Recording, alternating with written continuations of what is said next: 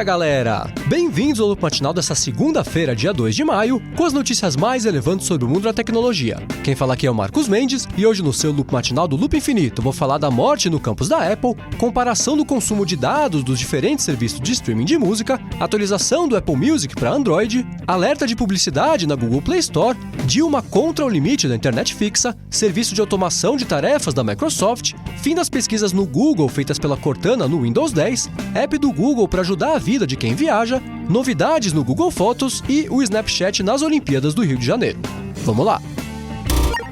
Eu começo o episódio de hoje falando sobre o Snapchat, que vai disponibilizar lá nos Estados Unidos conteúdos feitos nas Olimpíadas do Rio de Janeiro. De acordo com uma matéria que saiu na Bloomberg no final da semana passada, o Snapchat vai usar as Live Stories para veicular vídeos cedidos pelo canal americano NBC, além de veicular também materiais feitos por atletas que usam o aplicativo. Ainda de acordo com a matéria, essa é a primeira vez que a NBC autoriza a transmissão de imagens deles em lugares que não têm nenhuma associação com a rede, e o objetivo aqui é tentar despertar o interesse do pessoal mais novo, que com certeza não vai ficar sentado na frente da TV para ver as Olimpíadas. Agora eu vou falar sobre o Google, que liberou para o Google Fotos para Android uma atualização para aquela ferramenta que eu comentei aqui dia desses, que monta sozinha um slideshow com fotos e vídeos tirados durante eventos específicos, como por exemplo uma viagem de férias. Essa atualização traz um recurso que vinha sendo bastante requisitado pelos usuários, que é a habilidade de editar e customizar o vídeo que é gerado automaticamente. Antes ele gerava o vídeo inteiro sozinho e pronto, mas agora os usuários conseguem adicionar ou remover fotos e vídeos de acordo com as preferências deles, o que vai deixar o resultado ainda mais bacana. Como eu disse, por enquanto isso só está disponível para Android, e a atualização do Google Fotos com esse recurso está lá na Google Play Store. Além dessa customização, o app novo traz também uma nova barra de busca, a habilidade de renomear e deletar pastas do aparelho e uma forma mais eficiente de gerenciar fotos armazenadas em cartões SD. E falando em apps do Google, no final da semana passada, o site holandês Android World publicou a informação de que o Google vem testando um novo aplicativo chamado Google Trips, que vai servir como uma espécie de assistente pessoal de viagens. Esse app, que por enquanto está em fase beta, vai puxar informações de lugares como o Gmail ou o Google Inbox, por exemplo, para descobrir quando e para onde o usuário vai, e aí ele já vai começar a centralizar coisas como passagens aéreas, reservas de hotéis e passeios, e vai passar também a sugerir atividades, restaurantes e lugares para visitar, deixando todas essas informações disponíveis offline para a pessoa poder consumir, mesmo que esteja lá durante a viagem sem acesso à rede de dados. Outra coisa bacana do app é que caso o usuário resolva se deslocar até uma das sugestões, tipo um museu, por exemplo, ele já mostra os jeitos mais eficientes de chegar lá de diversas formas, o que inclui a rede de transporte público. Tudo isso sem precisar da conexão de dados. Bem bacana a ideia do Google Trip, tomara que ele saia logo da fase beta, porque esse tem cara de ser um daqueles apps que se tornam essenciais para qualquer viagem. Na sexta-feira, a Microsoft começou a bloquear a habilidade de fazer pesquisas em sistemas de terceiros com a ajuda da Cortana, o que essencialmente impossibilita que os usuários utilizem a assistente virtual para pesquisar alguma coisa rapidinho ali no Google. Num post justificando a decisão, a empresa disse que isso é uma parte do esforço para oferecer uma experiência de busca mais integrada, o que em bom português significa que a empresa quer coletar os dados dos usuários, forçando eles a usarem o Bing, e não estava gostando das gambiarras que vinham aparecendo por aí, que deixavam a galera usar a Cortana para pesquisar em outros lugares.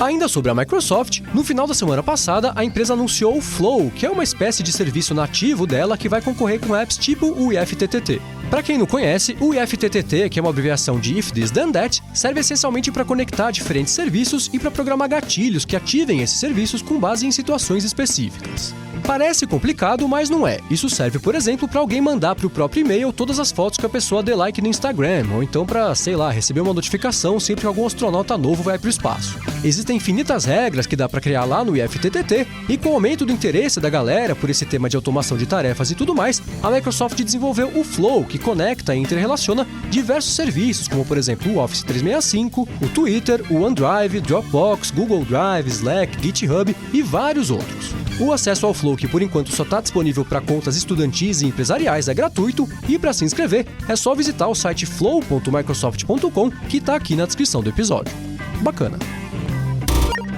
Agora eu vou falar de duas polêmicas ao mesmo tempo. Na sexta-feira, a Folha de São Paulo publicou uma matéria dizendo que a Dilma quer proibir as operadoras de internet de implementarem um limite de dados para navegação fixa, e que isso faz parte do que está sendo chamado de pacote de bondades, que é uma tentativa da Dilma de mudar a opinião pública a respeito dela à frente da votação da abertura do impeachment, que está marcada para quarta-feira que vem, no dia 11 de maio. Ainda de acordo com a matéria, uma outra medida que ela vem preparando prevê a transferência do poder de fiscalização da internet, que hoje está na mão da Anatel, para um outro órgão chamado NIC.br, que hoje também é responsável pelos registros que acontecem na rede.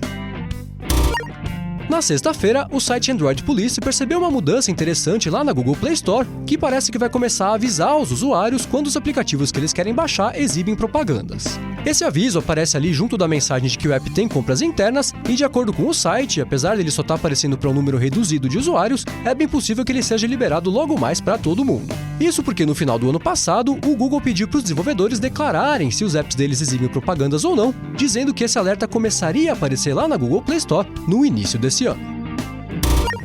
Ainda sobre o Android, na sexta-feira a Apple liberou uma atualização do app do Apple Music lá na Google Play e agora o app finalmente dá suporte a contas familiares e também tem a habilidade de reproduzir vídeos. Essas duas novidades são estrategicamente importantes para a Apple, já que enquanto o plano familiar deixa o preço do Apple Music bem mais competitivo em comparação com a concorrência, a habilidade de reproduzir vídeos tem ficado cada vez mais importante com a quantidade crescente de clipes, vídeos e documentários exclusivos que tem pipocado por lá, o que tem ajudado a diferenciar bastante o Apple Music dos outros apps de streaming de música.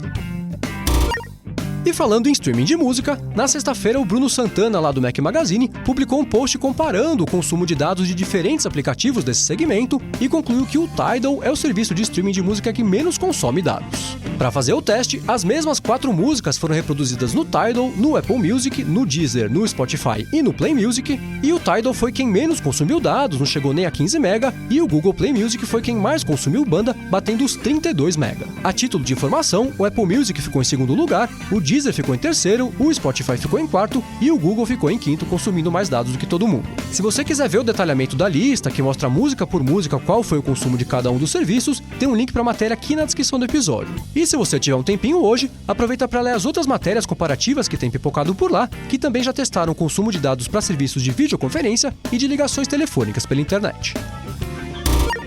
E por último, na sexta-feira, um repórter do canal ABC7 News divulgou a identidade e a causa da morte do funcionário da Apple que virou notícia na semana passada. De acordo com o repórter, os documentos da espécie de IML lá da cidade de Santa Clara, da Califórnia, dizem que o nome do funcionário era Edward Mackowiak, ele tinha 25 anos e confirmou também uma informação que já vinha sendo divulgada anteriormente de que foi ele que tirou a própria vida sob circunstâncias que ainda são desconhecidas. Agora, dado o histórico da Apple com esse tipo de situação, especialmente lá na Foxconn e na Pegatron da China, que chegaram a ter que instalar redes anti-suicídio para ver se o pessoal parava de pular pela janela da fábrica, esse silêncio da Apple é bastante perigoso. Todo mundo sabe que a Apple gosta de ficar na dela, só fala com a imprensa quando convém, ela até soltou uma nota rápida ali, expressando pesar sobre a morte do funcionário, mas no caso desses, definitivamente, o silêncio não é a melhor opção, porque não vai precisar de muito mais além do que já aconteceu para que todo esse ar de reclusão e privacidade comece a ser confundido com omissão.